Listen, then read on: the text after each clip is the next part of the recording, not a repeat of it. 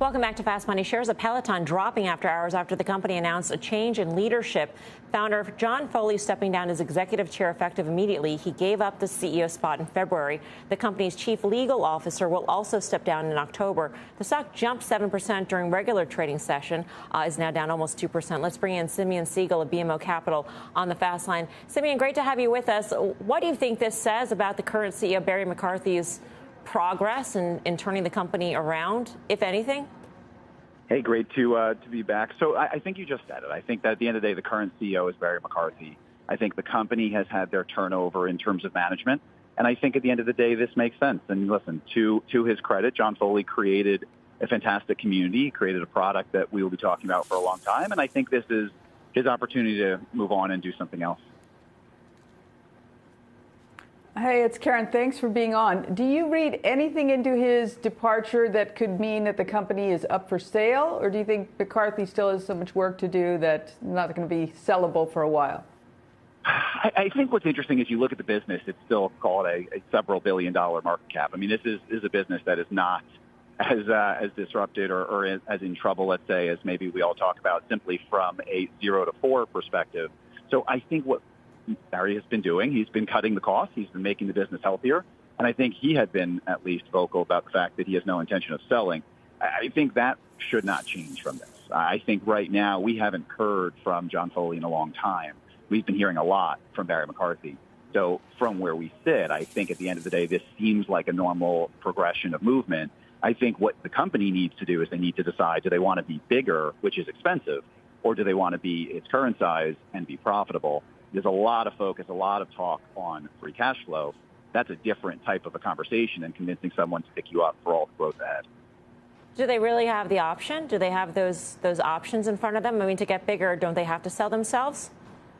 Yeah, listen, I think that at the end of the day, they should bear hug their brand loyalists. I think they should internalize. They have a very big business. Churn is going up, but they're able to raise price. And I think that if they focus on that business, they have a beautiful, very recurring monthly spend. But that doesn't mean that they can add members ad infinitum, and they might not be able to add members really much further than where we are right now. I think we do have to ask, what is the cost of a new member? And the cost of a new member is not simply the cost of equipment, which is now outsourced. The cost of a new member is the marketing that goes along with it. I think it's an interesting question about getting to free cash flow positive. You can get to free cash flow positive because you're defensive, or you can get there via growth. I think I'm more in the camp that it's the defensive approach. Do you have a sell rating on Peloton, Simeon?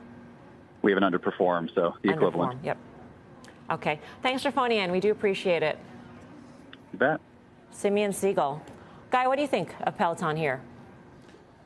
Eddie Merckx could be CEO with Greg LeMond, and it's going lower. You can Google that in a commercial break. Now, it hasn't capitulated to the downside, in my opinion. I mean, this move tells you all you need to know. The knee jerk was higher, and then the market says, wait a second, nothing's really changed. So I don't think we've seen the bottom yet, unfortunately.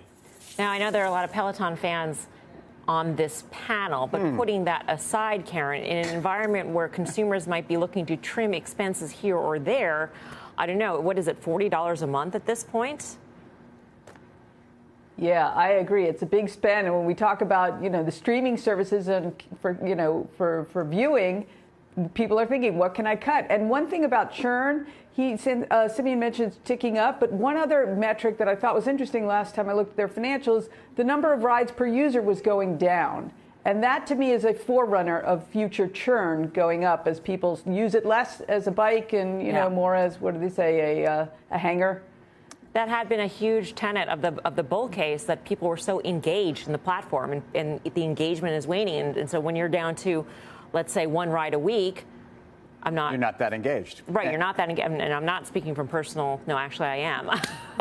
Then you might decide to actually cut the cord, so to speak, on that. Yeah, and look, during COVID, Guy was outrunning Greg LeMond in the Alps, and it was very impressive. But the reality is, when you have other options, we have a lot of other options. And you can also, the flip side of that is watching Equinox and some of the gyms start to raise their prices again, which means they are more confident or people are coming back.